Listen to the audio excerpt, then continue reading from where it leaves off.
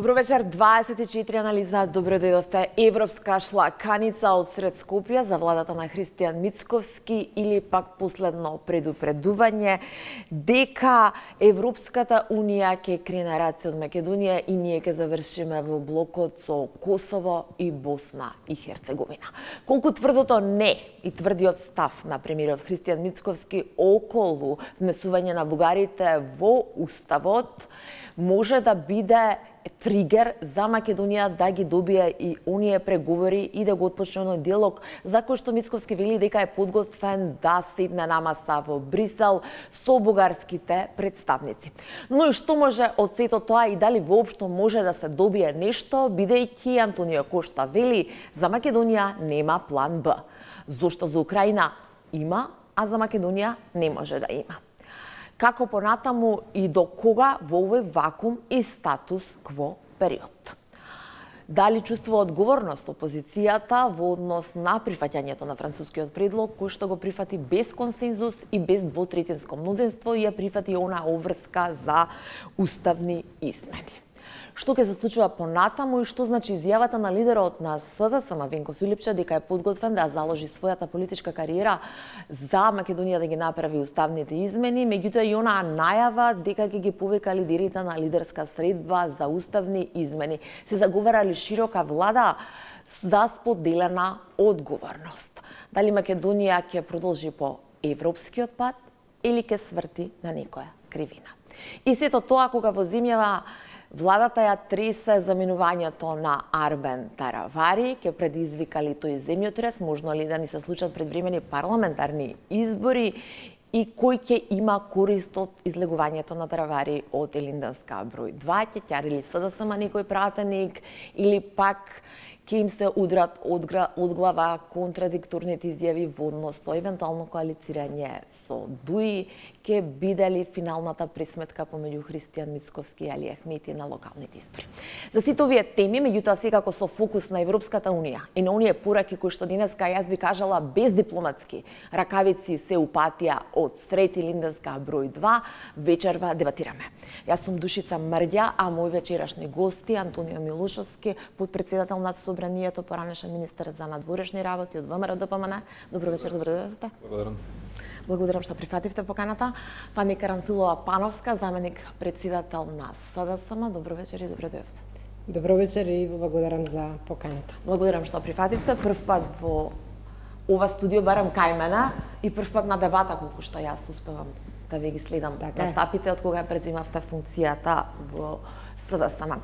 А денеска не го слушнавме ставот на опозицијата за сето она што беше кажано од сред Скопје, од пресконференцијата на председателот на Европскиот совет и премиерот Христијан Мицковски. Барам до овој момент ја не видов ни статус на вашиот лидер со позициите на СДСМ. Најпрво, како го коментирате тоа што беше кажано во Скопје?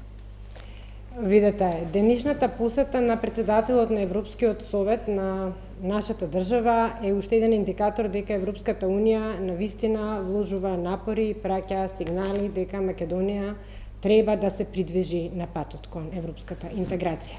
Изјавата на господинот Кошта беше за мене прилично прецизна, би рекла и прилично доследна на она што беа и претходни изјави од високи представници на Европската Унија, а кога станува збор за тоа како и Македонија треба да проложи на патот на европските интеграции и впрочем тој кажа на два пати, еднаш во сопствениот говор, потоа повтори на новинарско прашање дека тоа што е договорено и дека сега ние имаме обврска да испорачаме по договореното. Мислам дека ако внимателно се изслушаат неговите две изјави, велам и изјавата и одговорот на прашањето, и ако се контекстуализира наративот, може да се прочита дека практично тоа што е договорено со преговарачката рамка го утврдува патот, но воедно ги утврдува и гаранциите. Не беше доволно експлицитен, но мислам дека интенцијата на пораката беше таа.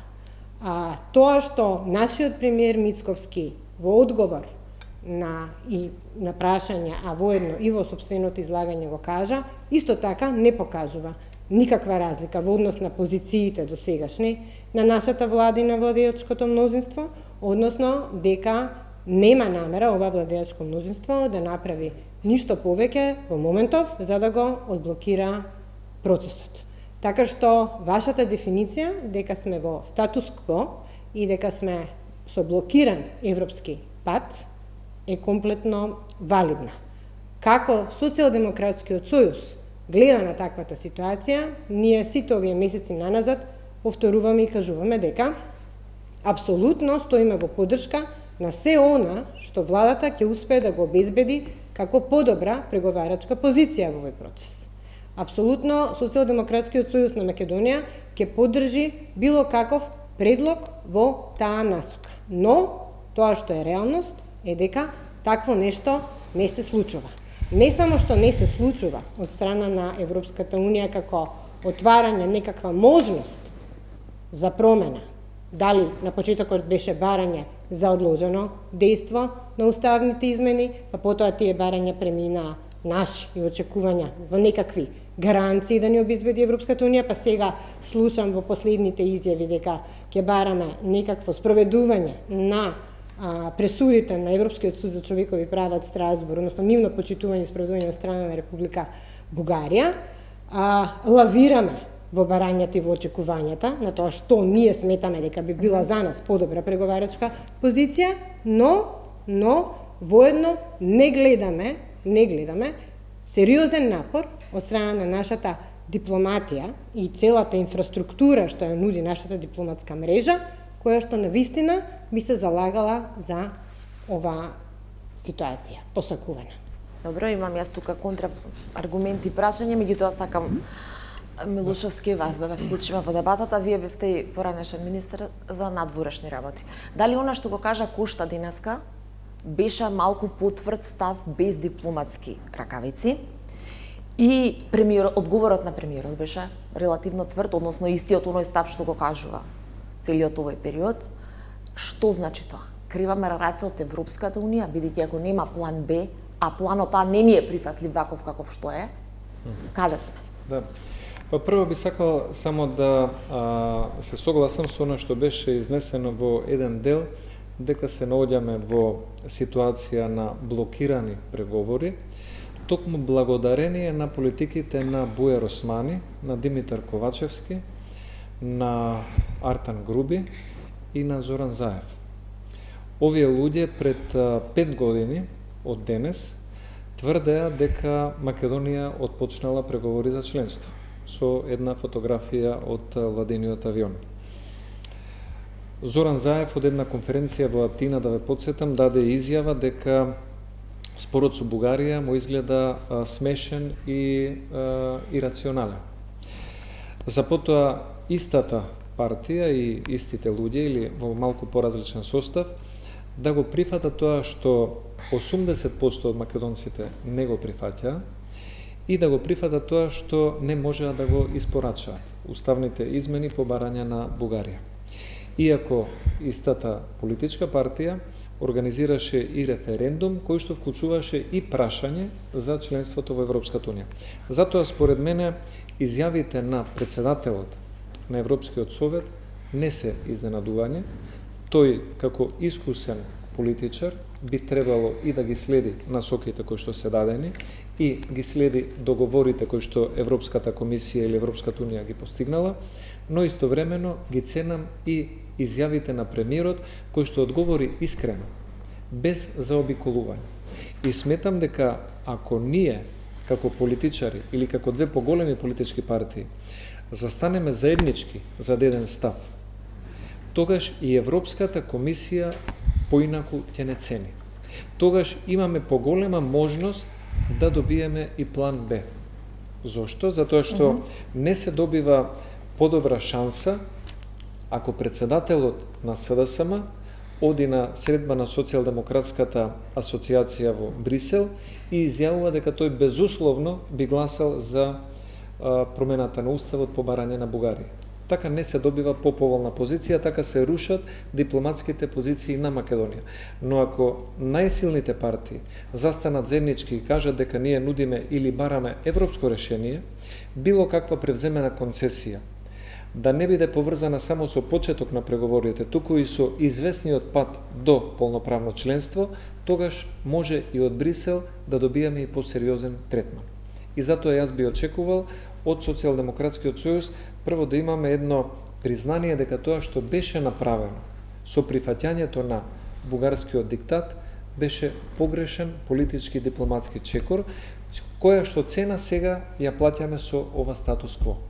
Навремено предупредувавме дека и подпишувањето на договорот за добрососедство со Бугарија 2017 и прифаќањето на францускиот предлог деска не се паметни потези. Сега треба да најдеме од овде натаму решение, но за да најдеме решение, добро е креаторите на овој проблем да ја согледаат оваа диагноза и заеднички да поставиме црвени линии, кои што се разбира би требало за крајна цел да го имаат полноправното членство во ЕУ.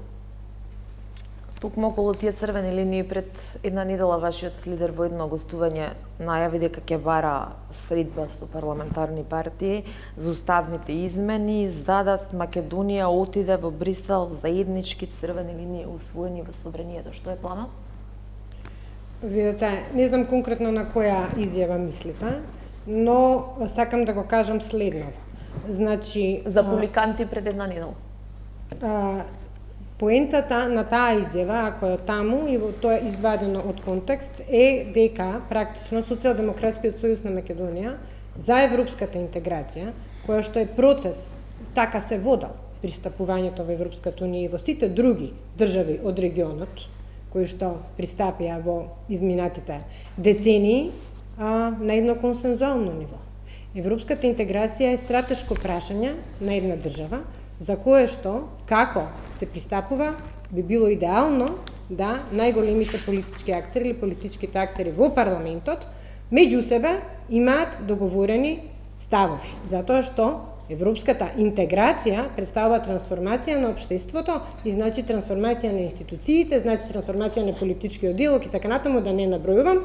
И за тоа ни е потребно да се, како и за многу други стратешки прашања и области, и во тој контекст, кој што 33 години немало ни е неопходно да конечно по 30 плюс години независност се вразумиме како политички актери и да пробаме да ги слушнеме граѓаните и нивните барања, на кои што им е прекуглава тоа дека ние меѓусебно се препукуваме на дневно политички теми, да застанеме и да кажеме како во клучните сектори мислиме и го гледаме која е нашата визија и план за развојот на оваа држава. И во тој контекст е таа изјава на претседателот Филипче. Сакам да се осврнам малку на ова што го говореше господинот Милошовски.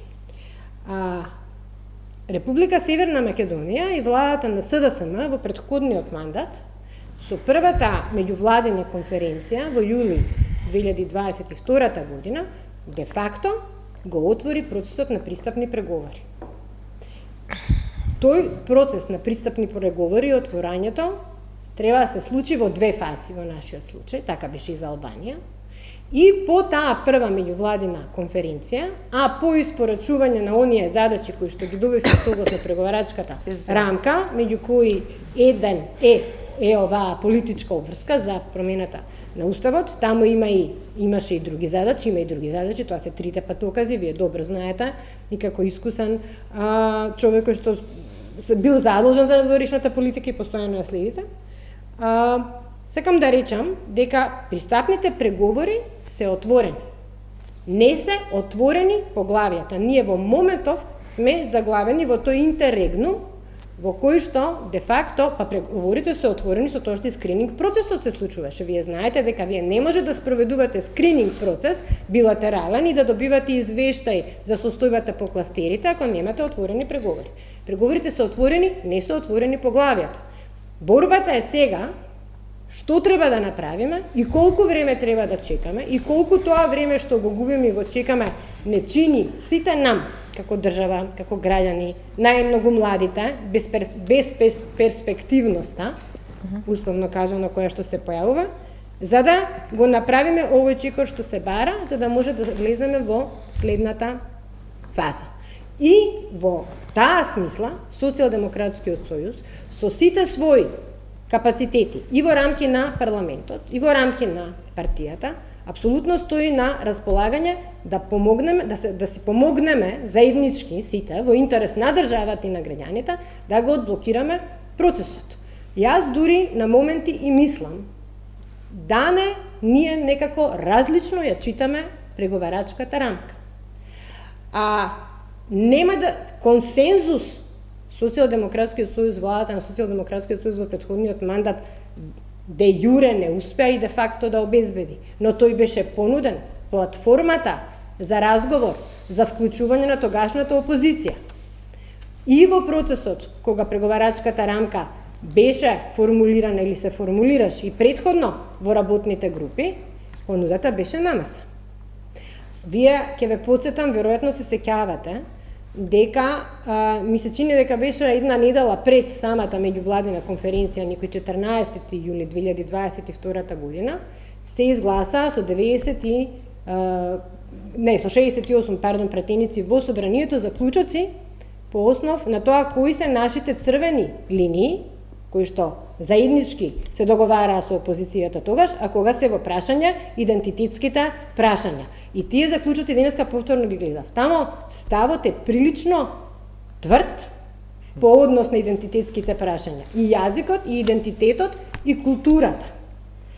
Предходно во 21-та година на иницијатива на тогашната опозиција на ВМРО-ДПМН, Социјалдемократскиот сојуз во собранието како владеачко мнозинство ја поддржа резолуцијата со која што исто така беа дефинирани црвените линии. Апсолутно се неоправдани и не фер, би рекла, обвинувањата дека на тогашната опозиција не е било дозволено да биде дел од процесот, напротив, сте имале покана и би било добро да сте биле расположени како што сега од опозиција Социјалдемократскиот сојуз дава, условно кажано, кредит, подава рака, али во интерес на државата и на граѓаните, дека тие работи треба да ги правиме заеднички и во диалог. Да ви одговорам. Јас да бидам искрен во тоа време како председател. И уште една работа сакам да кажам. И заклучоците, и таа резолуција што е поддржана, апсолутно не дозволува, односно повторно ќе кажам, би било нефер да се каже дека Социјалдемократскиот сојуз продолжил во евроинтеграциите, загрозувајќи го или ризикувајќи го идентитетот. Да оставиме во ред, да го оставиме идентитетот на страна. Јас ви зборам за структурата и методологијата на процесот на зачленување. Многу е погрешно да се прифати една таква голема концесија без национален консензус, како што се уставни измени по барање на една држава, а при тоа концесијата да биде поврзана со отварање на поглавијата. Тоа е многу незрел дипломатски и политички чекор. Зошто го говорам ова? Затоа што ќе ви ја прочитам изјавата од бугарскиот министер за надворешни работи Георгиев, дадена сега на 14 април 2025 година, кој што вика: внесувањето на бугарите во уставот не е единствениот услов. Во Скопје знаат, доколку уставните измени се случат, потоа следуваат другите услови: протоколите, патната карта за правата на малцинствата, исполнување на договорот за добрососедство и така натаму. Во спротивно, нема да има продолжување на преговорите.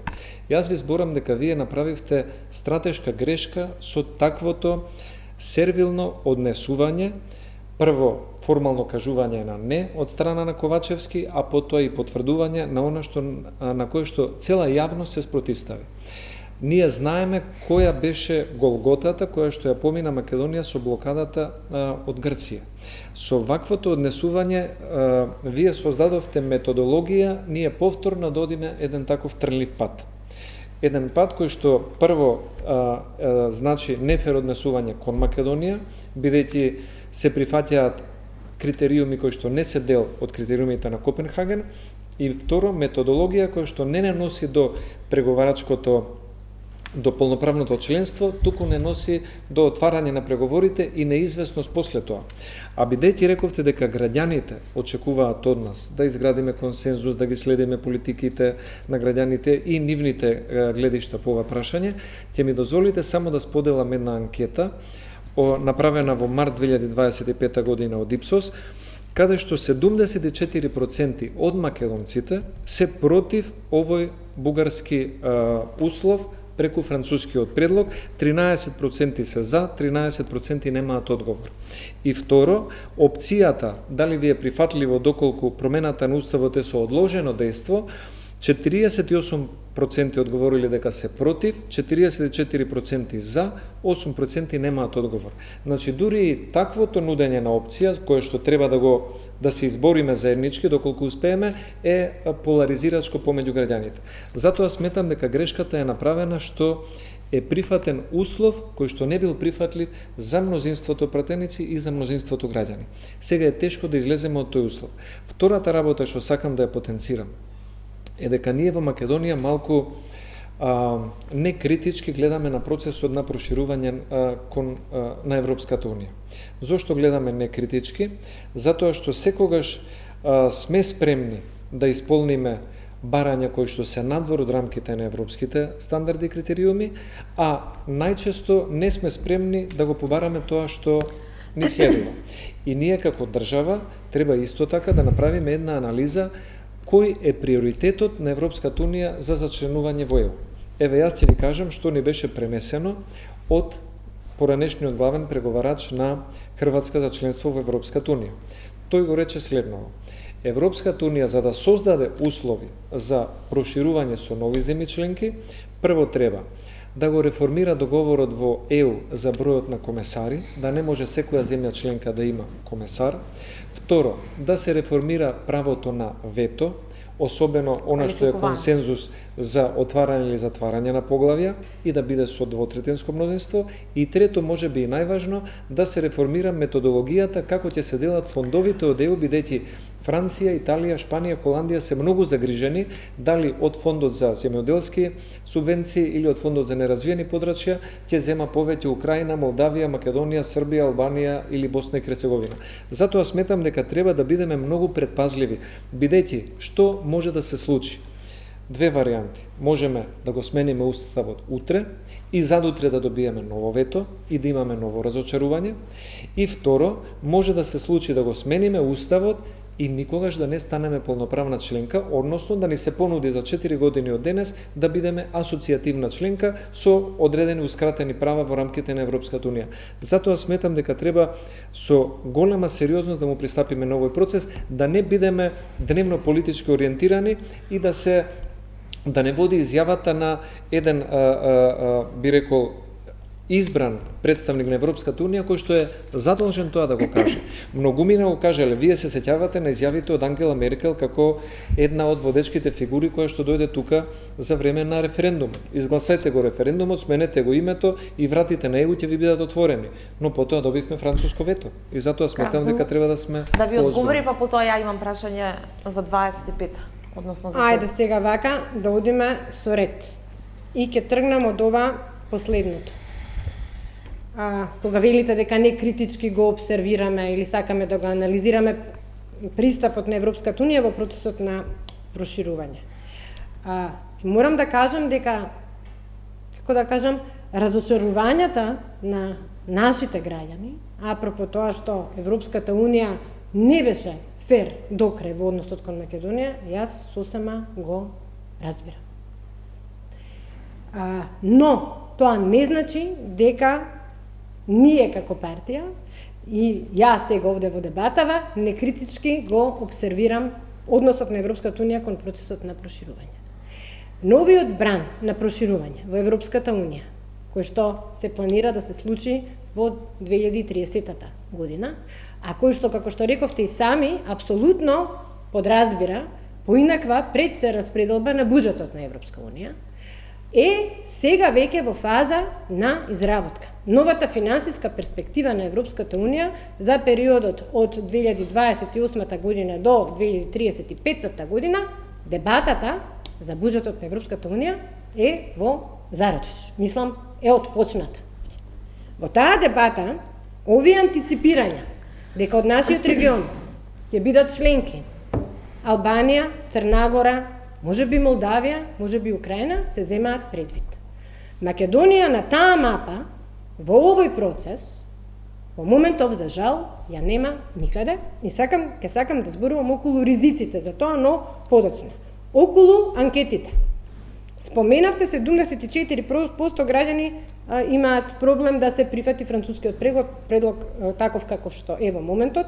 Јас ќе одам со една друга, исто така, издржана анкета, која што ја има работено Евробарометерот, Евроштат на Европска Унија, од ноември 24 година, која што вели дека 74% од нашите граѓани апсолутно се свесни за придобивките од тоа кога Македонија би била членка на Европската Унија. Мислам дека овој процент на граѓани кои што се свесни за придобивките од членството во Европската Унија, ние како политички партии имаме одговорност и обврска да ја обезбедиме таа европска перспектива. Затоа што ризикувањето да останеме паркирани покрај автопатот и брзата траса по која што неминовно ќе се движат и Албанија, и Црна Гора, веројатно и Молдавија, ќе видиме. За Украина веќе план Б има. Нам ни отвара прашања како држава и како граѓани со која гордост и со која перспектива ќе одиме пред нашите млади генерации кои што сега велиме во огромен број земаат бугарски пасоши за да ја обезбедат својата европска иднина и да станат на тој начин секој од нив поединечно државјани на Европската Унија. Дали, кога Албанија и Црна Гора ќе станат пред нас членки, а тоа ќе се случи ако ние сега не се качиме на овој воз и овој прозорец кој што е во моментов отворен и волјата на Европската Унија за проширување, кој што нема вечно да биде така, тоа го знаеме од претходни искуства. Значи, ако сега не го фатиме чекорот, ризикуваме нашите граѓани по 2028-30 година да земаат и пасоши на Република Албанија, и пасоши на Црна Гора, и пасоши на било која држава во соседството која што пред нас ќе стане членка на Унијата. Ние како мала држава на сред Балканот, без со сета свесност за нефер односот на Европската Унија, немаме, иако таа можеби е не најидеалната и неидеална варијанта, ние немаме друга алтернатива. И треба ми се чини околу тоа да разговараме многу разумски, многу отворено и многу честно, а да не ја користиме и да ја злоупотребуваме и манипулираме со граѓаните по пропагандни цели, со цел заштита на некаков политички капитал, а при тоа да ја ризикуваме перспективата на младите генерации, па и на сите нас кои што живееме. Госпоѓа Пановска, знаете, јас што мислам? Моето мислење е дека за пропагандни цели или за политички капитал тоа го правеше Бујар Османи. Тој одеше во Софија, јас како председател на Комисијата за надворешна политика 3-4 пати сум упатил писма и барање да дојдат пред собранието и да го представат протоколот кој што никој не го виде, анекс договорот кој што беше склучен, францускиот предлог кога се подготвуваше, па председател Пендаровски кажа дека не знае ништо за него, па потоа објави дека тој учествувал во неговото составување и слично. Значи тоа беше прилично еден нетранспарентен процес. И Бујар Османи, Ковачевски, Артан Груби и Зоран Заев тогаш, тоа го користеа токму за пропагандно-политички цели. Тие сметаа дека сервилноста кон меѓународната заедница, условно кажано, што и да подразбираме по таа дефиниција, дека ќе им даде уште 6 месеци, година, дена, 2 години, дека опозицијата нема да има коалиционен капацитет, нема да успее да ја смени власта и слично, доколку тие безпоговорно ги прифаќаат овие барања кои што гледаме дека се тешко спроведливи на домашен терен, а второ не носат до посекуваната цел на меѓународен план. И јас затоа говорам дека е направена сериозна грешка, која што можеме единствено да ја поправиме заеднички со заеднички став, кој што би бил цврст и треба да бидеме истрајни во тоа. Ако бирократите од Брисел забележат дека Христијан Мицковски држи еден национален став, а Венко Филипче е спремен да попушти или не му е битно каков е тој став, тогаш ќе не третираат и на таков начин. Ќе играат на картата на време. А ако забележат дека имаме усогласеност околу некој став, тогаш може да не третираат и посериозно. И бидејќи ја спомнавме и Украина, јас ќе ве потсетам сега господјата Каја Калас даде изјава како реплика на Унгарија, која што се закани дека може да го блокира процесот на Украина, доколку групата земји Полска плюс Балтичките земји ја туркаат Украина побрзо кон членство. Унгарија е против тоа и би можела да блокира. Господјата Каја Калас, како висок представник за надворешна политика, изјави дека во ред тогаш ЕУ има план Б за Украина. Но зошто е тоа така? Во Украина во моментов има многу големи разлики. Внатре и политички разлики. Без разлика што ние го гледаме само председателот Зеленски како фигура, но политички има големи разлики. Националните линии на Украина по однос на ЕУ перспективата немаат разлики.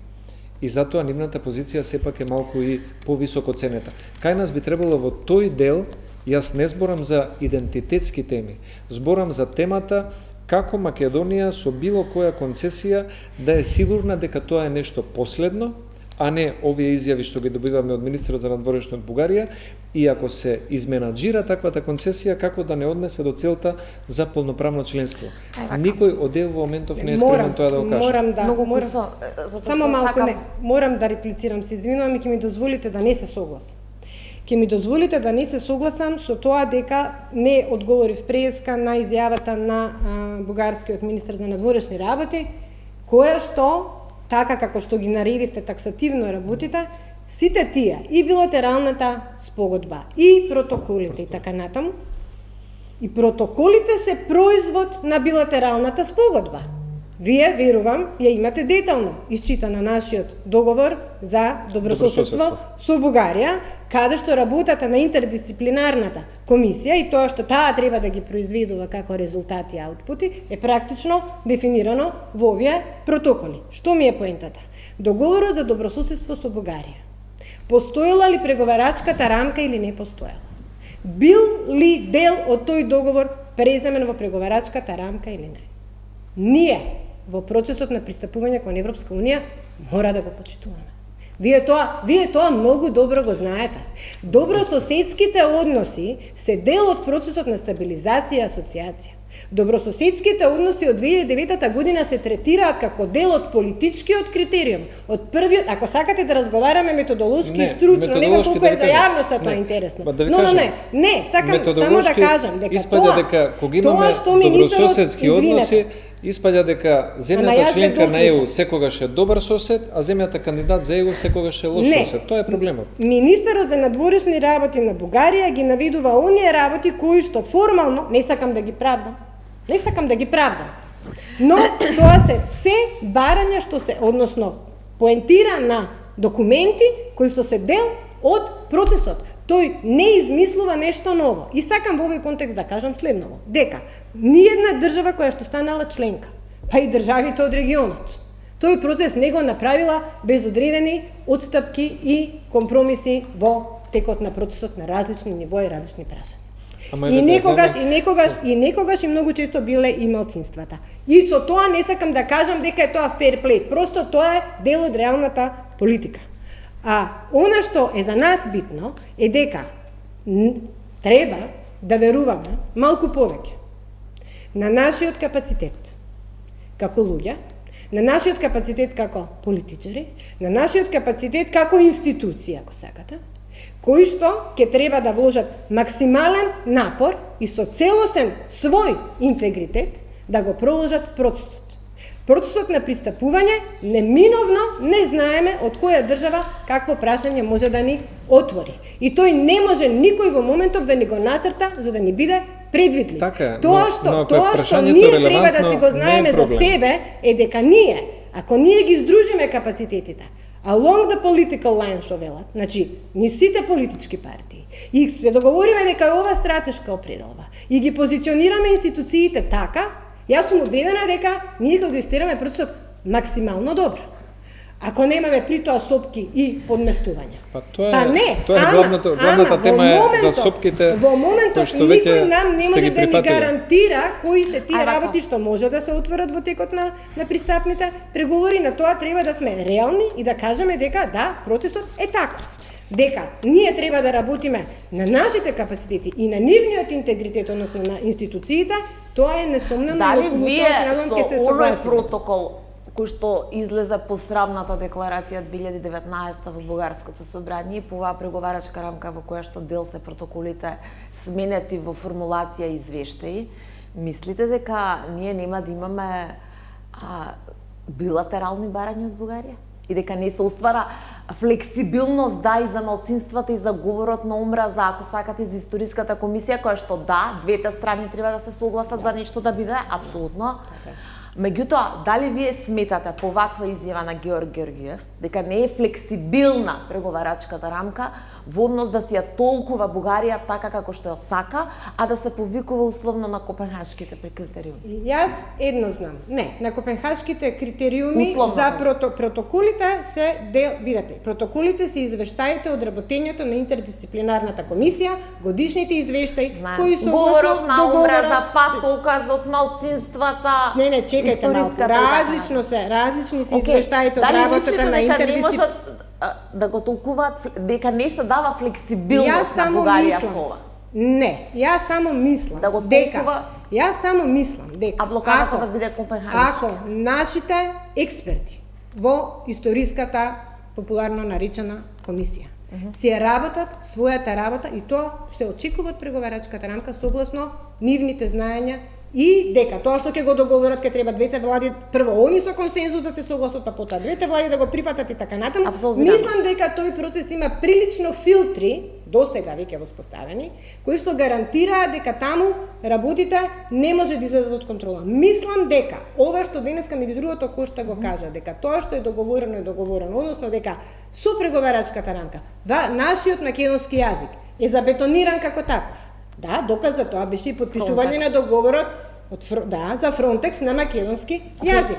Нашиот дали добива флексибилност Бугарија во однос на македонската преговарачка рамка да блокира апропо билатералните прашања? Видете, преговарачката рамка, знаете што ми пречи само? Ми пречи тоа што преговарачката рамка, за жал, и целиот овој процес сега се сведува на некакво билатерализација на прашањето на европското пристапување. Имаме за вас прашање, не. Само нека преговарачката рамка ја имаме со сите договорено и прифатено од Советот на Европската унија. Од како Македонија го прифати францускиот предлог? Не, сакам да кажам дека преговарачката рамка за нас, преговорите согласно таа преговарачка рамка се со Европската унија.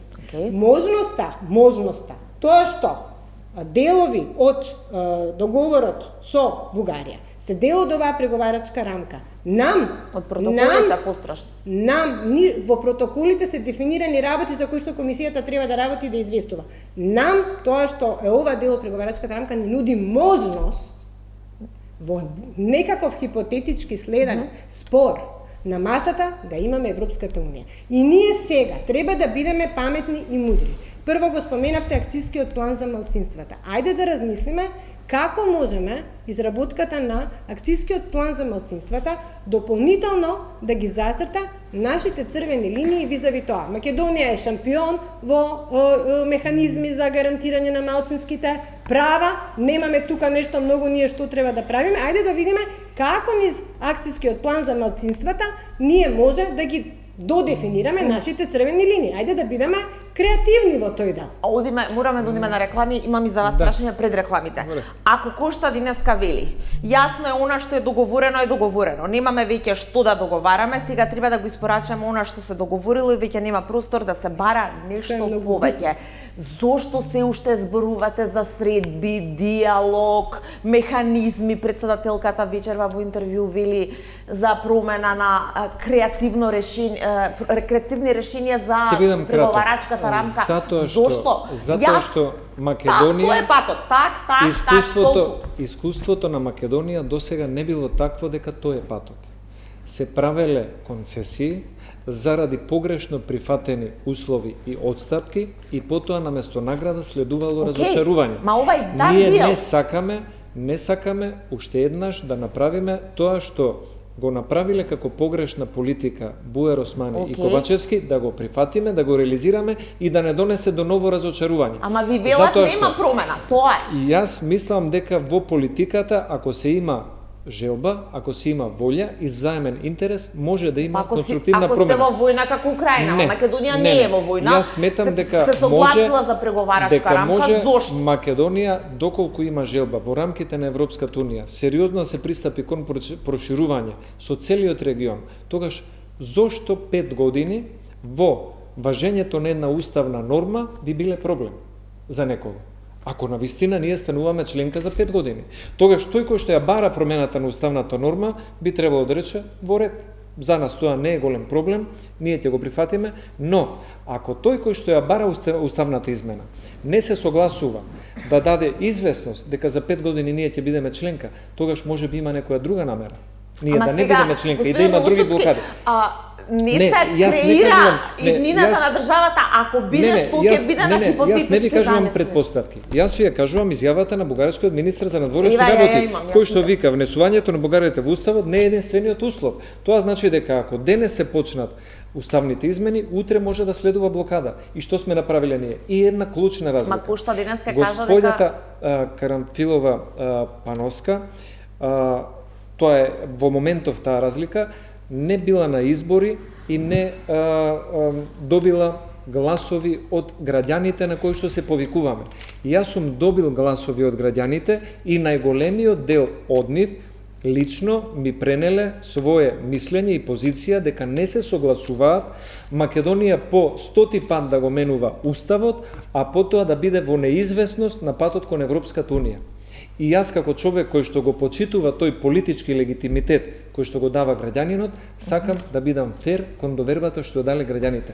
Граѓаните да верувале дека е исправна политиката на Бујар Османи и на Ковачевски, ќе ги гласале тие да бидат повторно влада. Добро, што е планот? До кога вака? Статус кво? До недоглед? До Не. кога? Сметам дека таму каде што Македонија може да покаже голем има се напредок. покаже. Или бевме во САД. Не, гледајте го планот за раст на Европската комисија и реформската агенда. Македонија е прва во регионот. Значи таму каде што параметрите се мерливи и каде што нема злоупотреба на вето. Европа ќе донесеме дома, па не, гледаме како ни се сакам да ви кажам дека ние нудиме и бараме европски пристап кон ова билатерално блокирање, како што има Словенија и Хрватска. Се направи одстапка, се согласувам, беше кажано, секоја земја правела одстапки, направи и Хрватска одстапка. Но се договорија одстапката да биде аплицирана во моментот кога Хрватска ќе стане членка на ЕУ. Тоа дава сигурност и за земјата кандидат, и за земјата која што бара одредена концесија, а претходно блокирала.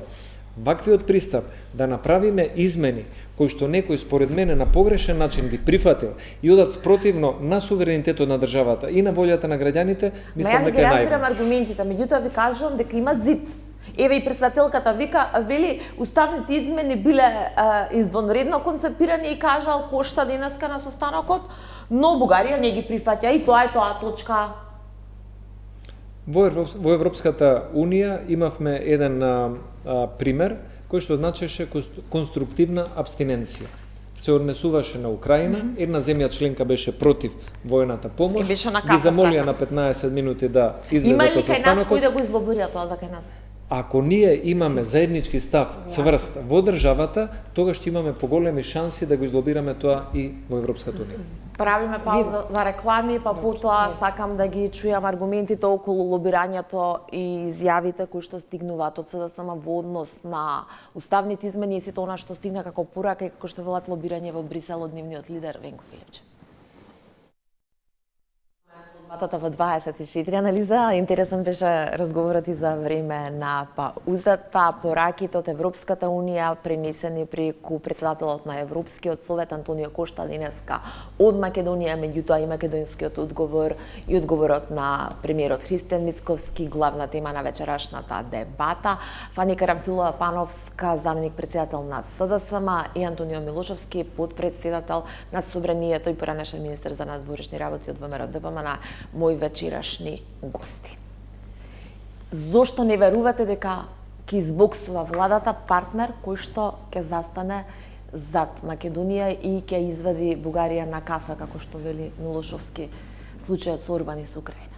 Не, дека јас не верувам, само просто до сега не гледаме ништо тоа. Јас сакав на нешто друго да се осврнам. Возможно ли е такво нешто според вас? Во однос Видете, нам ни требаат партнери сите 27 држави членки. Ако зборуваме за репреговарање, а само така може да добиеме одложено дејство на уставните измени, нам ни треба репреговарање на преговарачката рамка.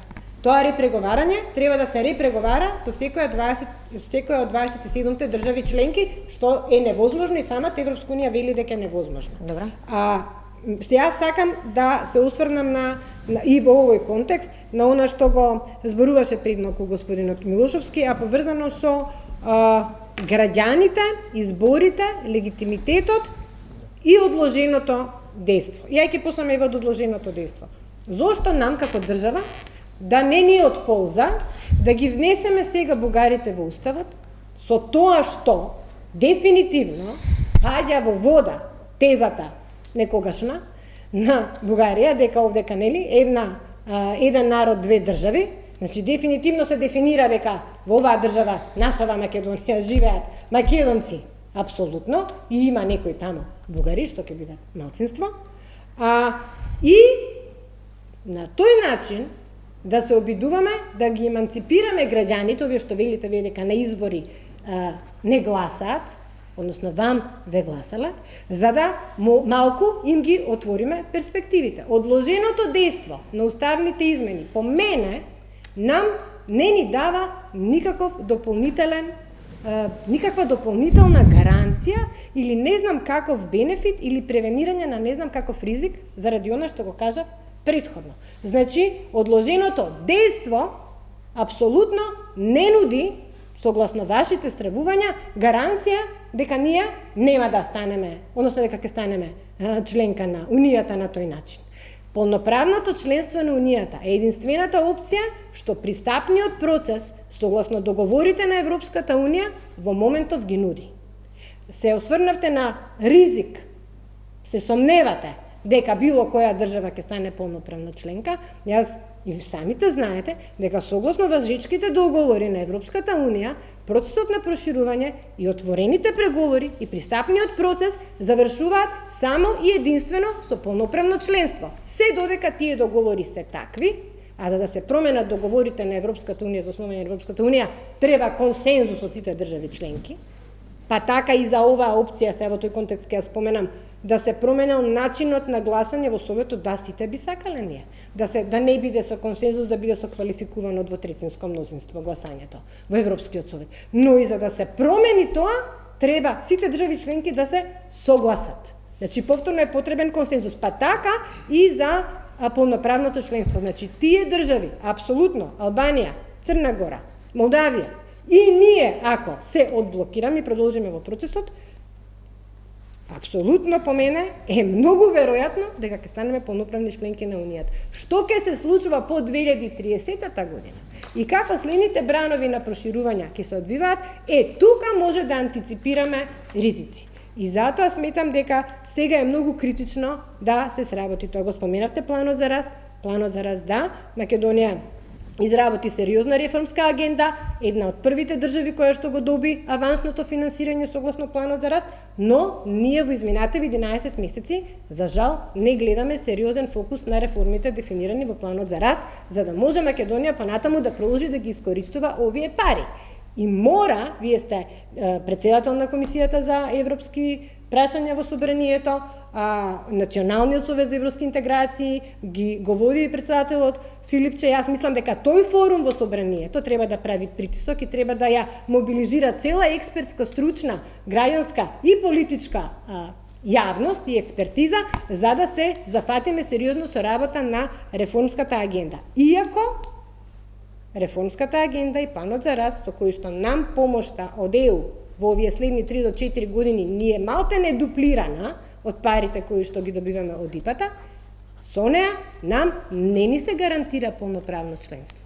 Со реформската агенда нам ни се овозможува само забрзување на процесот на пристапување во одредени сектори, пред се сектори што се битни за единствениот европски пазар, реформи во области кои што ни се клучни, Ако ги направиме побрзо, а за тоа имаме и дополнителни средства, и нашето полноправно зачленување ќе оди полесно. И сега да не така што тоа се врзани работи, значи, битни и треба да ги тераме паралелно. Планот за раст на Европската унија не е случаен.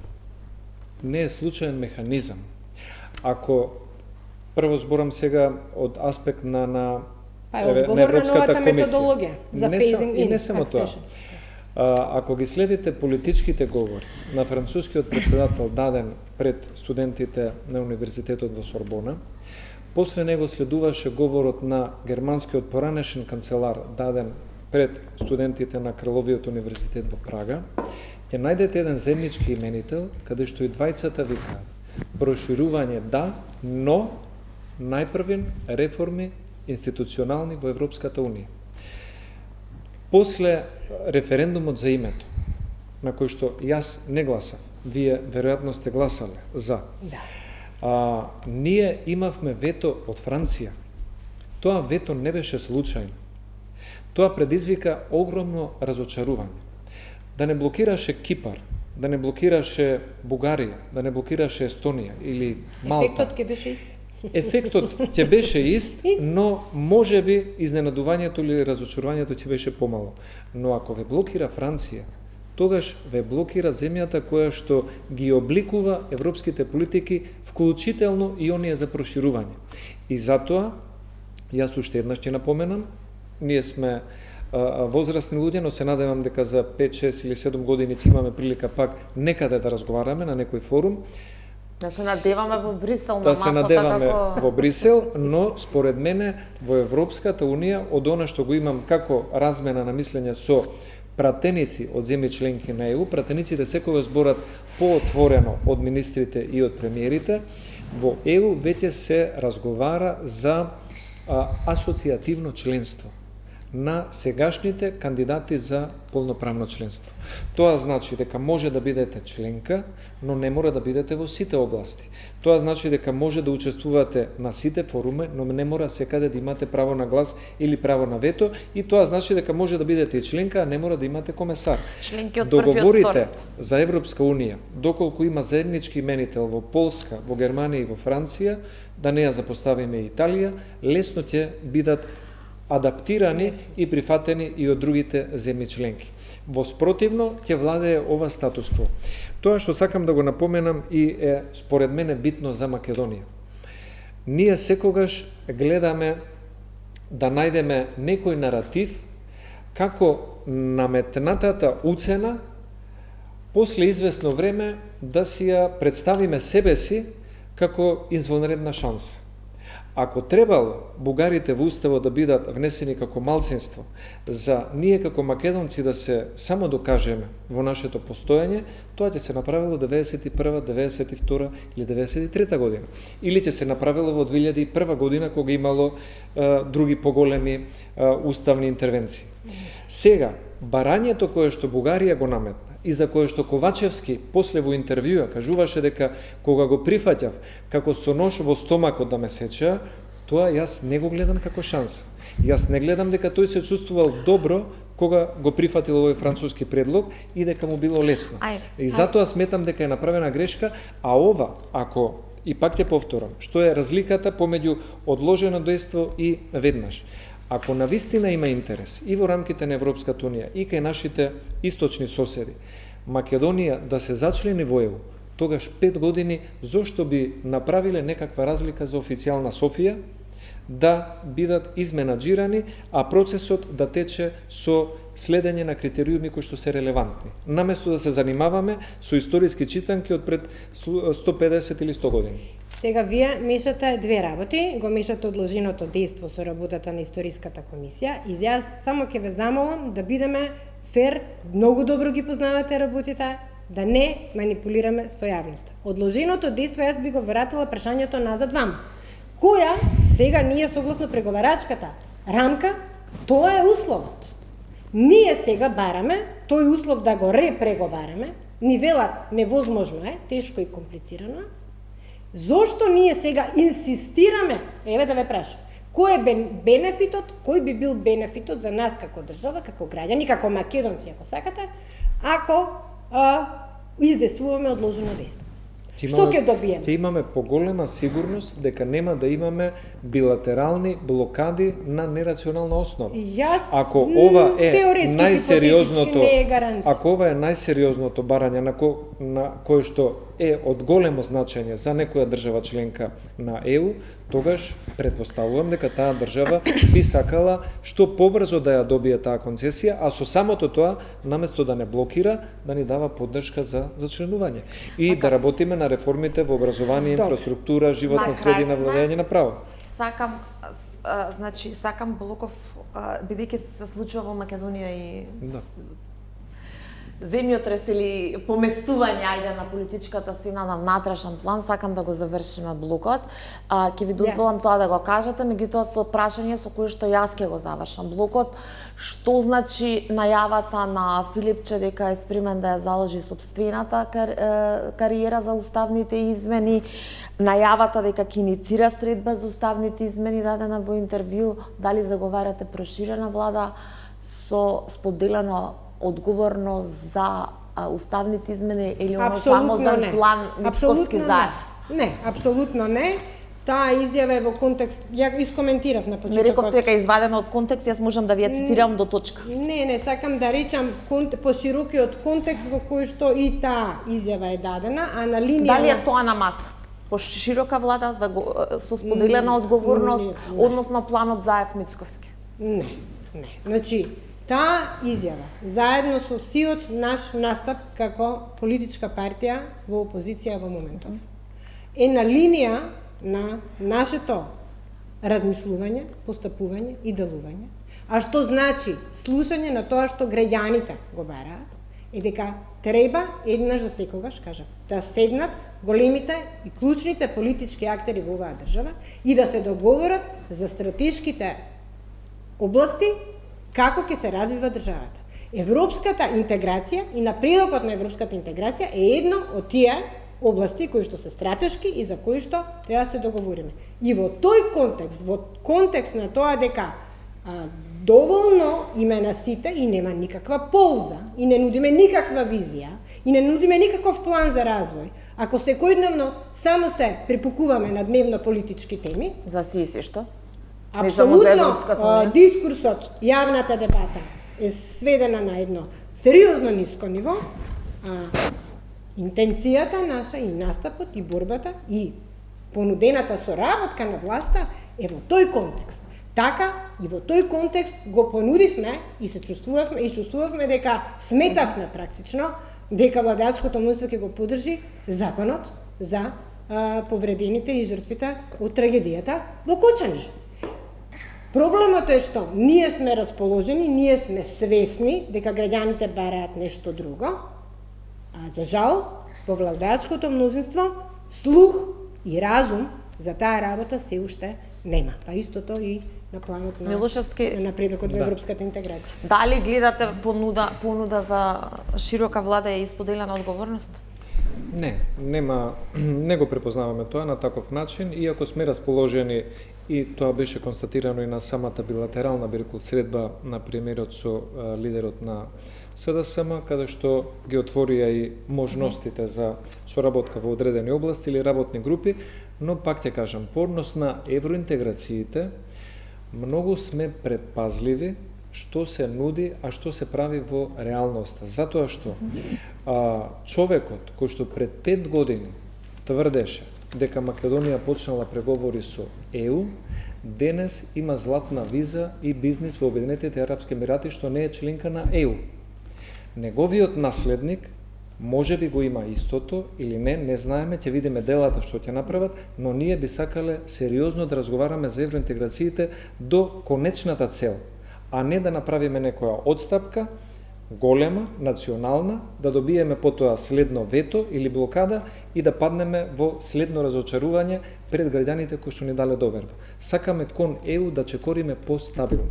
Зошто не го поддржавте законот за помош за семејствата на повредените и загинатите од Кочани? Затоа што владата веќе помага на сите семејства. Не сакам сега да ви ги кажувам бројките. Плюс помош на никого нема на одмота, му видам. Законот има многу недоследности и некаде има и контраверзии или препокривања со други закони.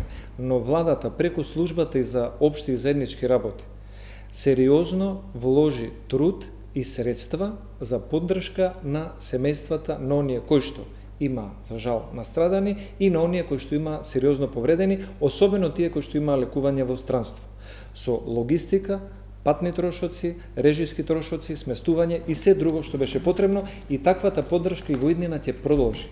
И тоа што може да го направиме е да и дадеме поттик на владата да го следи овој процес до моментот додека секое семејство не ја добие потребната поддршка за би рекол ублажување на оваа трагедија. Го дочекаме ли вистинскиот момент за СДСМ за конечно да поднесете барање за анкетна или за надзорна комисија за Да, ќе ви одговорам, само да реплицирам. Тоа е овој јавен дискурс за кој што пред малку зборував, дека на сериозни дебати, за сериозни теми, имаме потреба да наметнуваме прашања кои што не секој пат не се на нивото. Зарем треба сега, по контрареплика, јас да прашам и да именувам кои се од функционерите во владата имаат бугарски пасоши.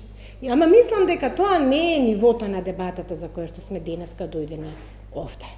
И апсолутно сметам дека неподдржувањето на законот за трагедијата во Кучани од страна на владеачкото мнозинство е една сериозна неодговорност кон жртвите во таа трагедија, е еден комплетно неморален, нечовечки чин, затоа што на граѓаните тие работи кои што со овој закон беа понудени, им се евидентно потребни. Владеачкото мнозинство имаше покана и апсолутно отворен простор во рамки на собранието да ги даде сите своји забелешки и коментари на овој закон за да го доведеме до совршенство ако имало недоследности, но сметам дека е недозволиво и еден неразумен и неодговорен чин на оваа влада да не поддржи нешто за што и надзорната завршуваме потресена. Анкетната и надзорната комисија се апсолутно инструменти кои што стојат како опција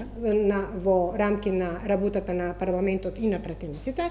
Нашето искуство до сегашните анкетни комисии покажува дека за едно вакво сензитивно прашање, за прашање на трагедијата во Кучани, која што ја потресе цела држава.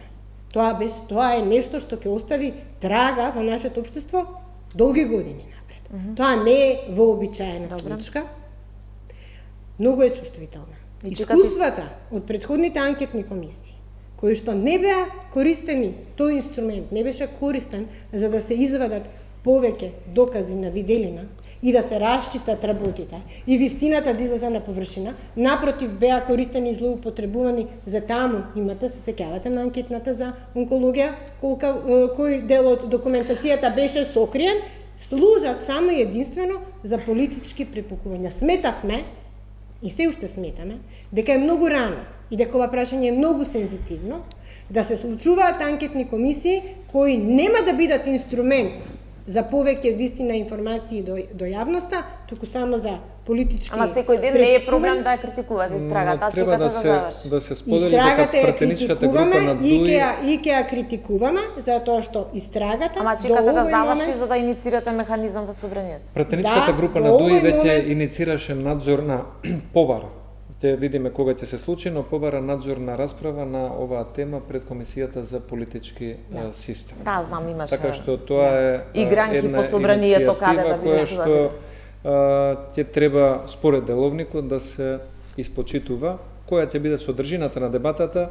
Јас можам да насетам, бидејќи е иницирано од ДУИ, веројатно ќе биде односот на обвинителството кон поранешни нивни функционери. Добро, и родителите на загинатите обвинуваат за селективност на истрагата. Мислам дека мотивацијата кај ДУИ е друга, дека се работи за одредени политички фигури кои беа опфатени во оваа истрага. Кога ќе има реконструкција на влада? Тоа што можам да го најавам е дека најверојатно на седницата на собранието, закажана за 20 мај, би требало да се случи констатирањето на оставката на сегашниот министер за здравство, Арбен Таравари. Дали во исто време ќе поднесат оставка и замениците министри за земјоделие и заменичката министер за одбрана, ќе видиме. Има некои дилеми во јавноста за позицијата и политичката, да речеме, определба на вице-премиерот за добро владење и борба против корупција, дали ќе го следи чекорот на Таравари или можеби има поинакви стојалишта, но за нови министри и заменици министри за здравство, земјоделие и одбрана, веројатно ќе ги имаме во почетокот на јуни. Денеска вашите коалициски партнери одвреди лицитираат 4 пратеника, 5 пратеника, без пратеници Таравари заминува и така натаму. Дали некој од пратеничката група на Таравари ќе остане со вас? Од она што го имаме како разговори со пратениците, сепак ни се колеги, имаме редовна комуникација. Јас гледам дека пратеничката група на Алијанса на господинот Таравари не е кохезивна и според мене еден или двајца пратеници можно е да се определат да останат на страната на владеачкото мнозинство, а имаме такви најави и од одредени поединци од Европскиот фронт. Кога ќе се случи средбата Филипче Таравари? До сега доста неколку пати најавувана.